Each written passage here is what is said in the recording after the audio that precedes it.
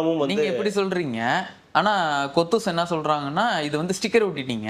2023லயே இந்த ட்ரோன் இதெல்லாம் வச்சு கண்காணிக்கிறதுக்கு வந்து கொண்டு வந்தது திமுக தான் முதல்ல. ஆமா, நம்ம கூட அன்னைக்கு போகும்போது பாத்துட்டு இருந்தோமே, அந்த பொண்ணு ஒருத்தவங்க துரத்திட்டு போனாங்க, பின்னாடியே அந்த இது போச்சு, ட்ரோன் போச்சு, அதுவா? ஆமா, அது எல்லாமே திமுக கொண்டு வந்ததுதான். நீங்க வந்து அது வந்து சிங்கப்பெண்ணு சொல்லிட்டு வெறும் ஸ்டிக்கர் ஒட்டுற ஆட்சி இந்த தாவேக்கா ஆட்சி அப்படின்னு சொல்லிட்டு ப்ரௌடு கொத்து சொல்லியிருக்கு. நீங்க என்னைக்காவது பாத்திருக்கீங்க? நானும் அதான் கேட்டேன். கல்யாண மண்டபத்துல கூட 2 ட்ரோன் பார்த்துட்டு இருக்கேங்க. இது வரைக்கும் வெளியில கண்காணிச்சு ஒரு ட்ரோன் கூட நான் பார்த்தது கிடையாது. அதாவது அதான் சொல்றேனே, ஏதாவது ஒன்று எடுத்துட்டா அதுக்கு எங்களுது தான் வாங்க. சரி, இப்ப இந்த மாதிரி சட்டம் ஒழுங்கா இருக்கு, பாலியல் ரீதியான துன்புறுத்தல் இருக்கு, நீங்க தான் காரணம், அதுக்கு நாங்க காரணம் இல்லைன்றது. நல்ல விஷயங்கள் நடந்தா என் பேரை போட்டுக்கன்றது, கெட்ட விஷயமா இருந்தா அவன் பேரை எழுதி வச்சுக்க அப்படின்றது. இது என்ன லாஜிக்?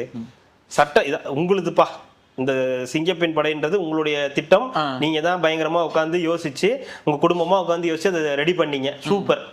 அது உங்க பேர்லயே நாங்க எழுதுறோம். இந்த சட்டம் ஒழுங்கு பாலியல் ரீதியான துன்புறுத்தல் இருக்குல்ல, அதையும் உங்க பேரை சேர்த்து எழுதிங்கன்னா அது மட்டும் வேணாட்டாங்க.